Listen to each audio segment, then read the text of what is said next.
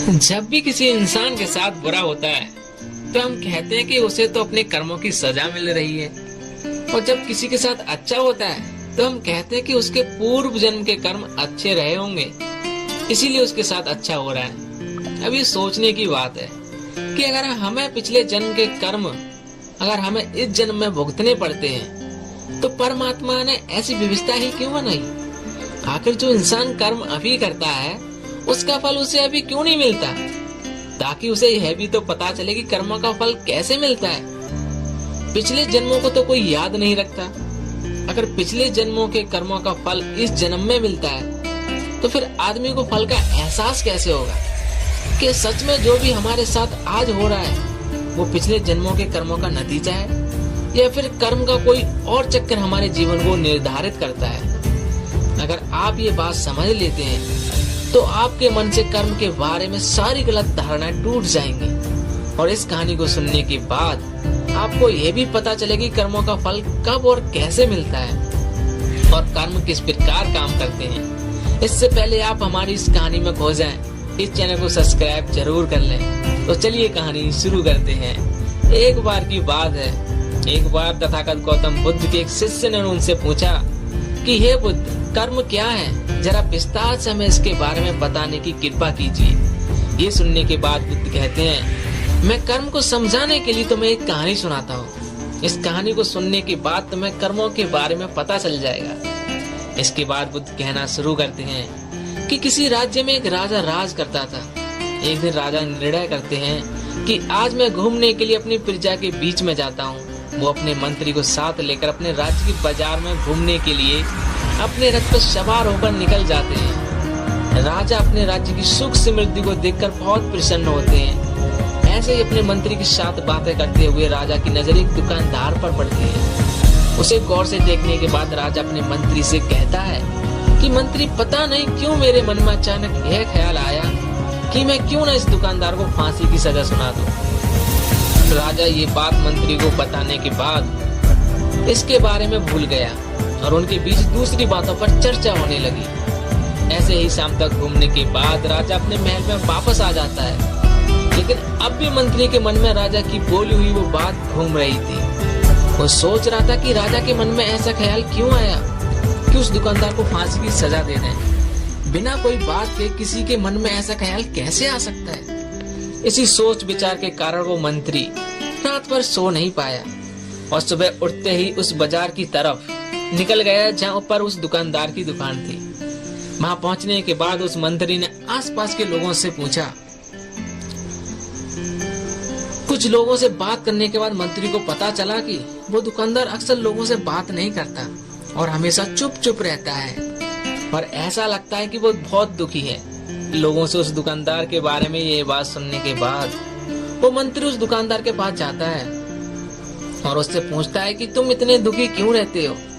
इस पर वो कहता है कि हाँ, मैं अक्सर बहुत दुखी रहता हूँ। मैं चंदन की लकड़ियों को बेचता हूँ। अक्सर लोग मेरी दुकान पे आते हैं और मेरी चंदन की लकड़ियों की तारीफ भी करते हैं, लेकिन मेरी लकड़ियों को कोई खरीदता नहीं है। इसलिए मुझे इस व्यापार में घाटा ही घाटा हो रहा है, और यही कारण है कि मैं किसी से ज्यादा बात नहीं करता और अक्सर दुखी ही रहता हूँ। ये सुनने के बाद भी मंत्री को समझ नहीं आ रहा था कि आखिर राजा को इसे फांसी देने का ख्याल कैसे उठा।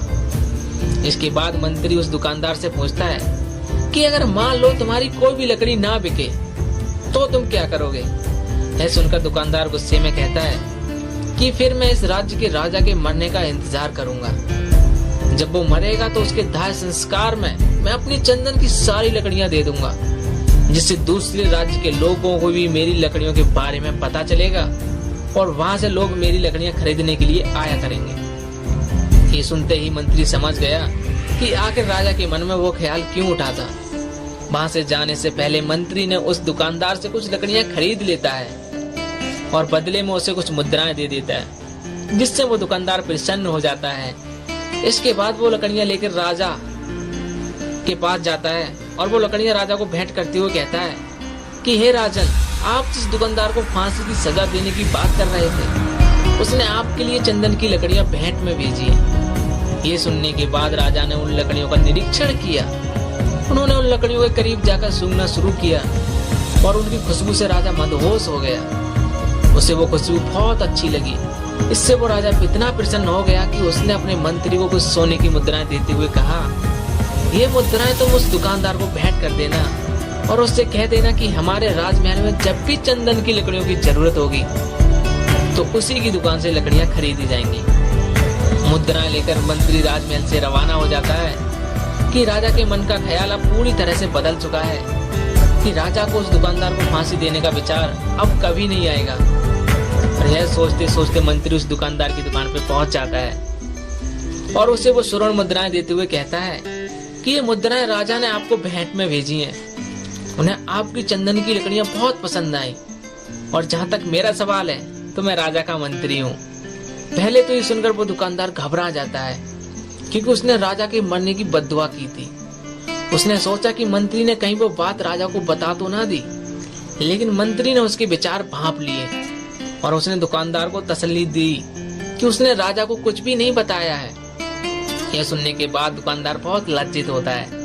वो मंत्री से माफी मांगता है और कहता है कि हमारे राजा बहुत अच्छे हैं, मैं उनकी लंबी आयु की भगवान से दुआ करता हूँ।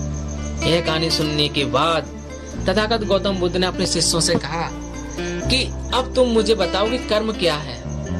इसका उत्तर देते हुए किसी शिष्य ने कहा कि कर्म सोच है, किसी ने कहा कि कर्म भाव है, किसी ने कहा कर्म वो है जो हम करते हैं। ये सब सुनने के बाद तथागत गौतम बुद्ध ने बताया कि हमारे विचार ही हमारे कर्म होते हैं। हम जैसे विचार आएंगे हम वैसे ही कर्म करेंगे।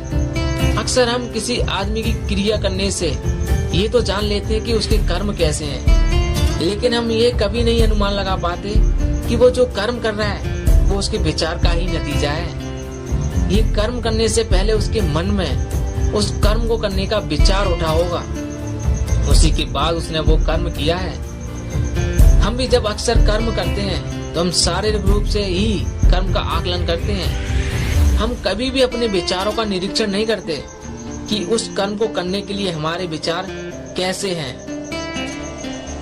और हम जैसे जैसे कर्म करते हैं और वैसा ही फल हमें मिलता है और वो हमें उसी वक्त मिलता है।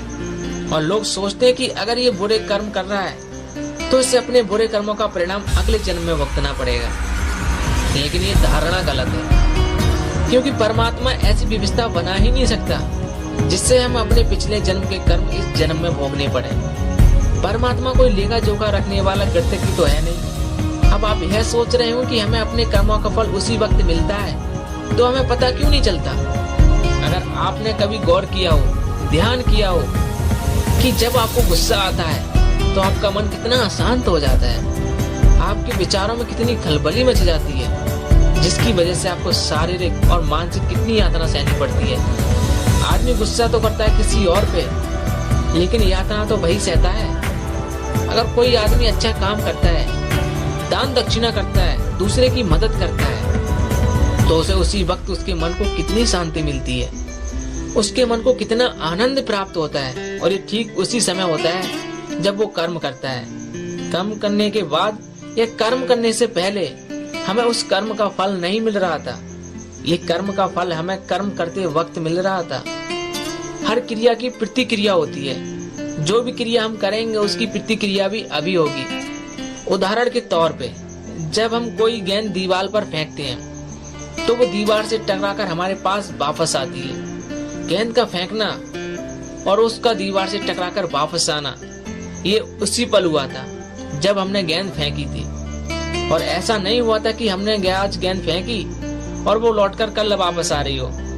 उसी तरह जिस समय हम कर्म करते हैं उसकी प्रतिक्रिया भी उसी समय होती है। बस हमारी व्यक्ति अनुसार सोच और सुनी सुनाई बातों की वजह से लगता है कि हमें पिछले जन्मों के कर्मों का फल इस जन्म में भोगने पड़ रहे हैं। अब आप यह सवाल कर सकते हैं कि कुछ लोग हमेशा अपने जीवन में अच्छा काम करते हैं, लेकिन फिर भी उनका जीवन ठीक से अच्छा नहीं चलता, उनका जीवन डगमगाता रहता है। उन्होंने कोई बुरा काम नहीं किया होता है, फिर भी दुख उनके जीवन में आते रहते हैं। ऐसा क्यों होता है? तो इस बात को भी समझ लेना जरूरी है।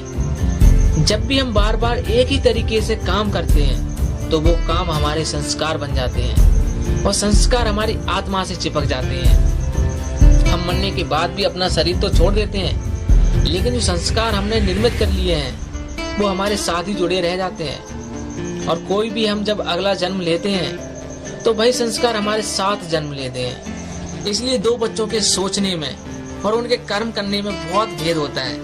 हालांकि ये सोचने की बात है कि पैदा होते ही उन्होंने तो कुछ भी सीख नहीं लिया, लेकिन फिर भी दोनों बच्चे अलग अलग तरीके से काम क्यों करते हैं? तो ये दोनों बच्चों के अलग अलग संस्कार होते हैं जो उनसे अलग अलग तरह से कर्म करवाते हैं, अलग अलग तरह से उनकी सोच निर्मित करते हैं। कोई बच्चा पैदा होते ही गुस्सैले पैदा होता है और कोई शांत प्रवृत्ति से पैदा होता है। तो ये सब उनके पिछले जन्मों के संस्कार होते हैं। इसलिए जो संस्कार हम निर्मित करते हैं और वही संस्कार हमारे साथ साथ चलते रहते हैं, जिन्हें हम पिछले जन्मों के कर्म कह देते हैं। जिस तरह से बारिश के वक्त दीवार से पानी टपकता है, उससे एक लकीर बन जाती है, और जब बार बार उस लकीर से पानी आता है तो वहाँ पर वो लकीर और भी पक्की हो जाती है, और अगली बार जब भी बारिश होगी तो ज्यादा संभावना है कि पानी उसी लकीर से बहेगा। और उसी तरह बार बार किए हुए कर्म संस्कार बन जाते हैं, और ज्यादा संभावना बन जाती है कि बच्चा उन्हीं संस्कारों के साथ पैदा होगा। तो दोस्तों,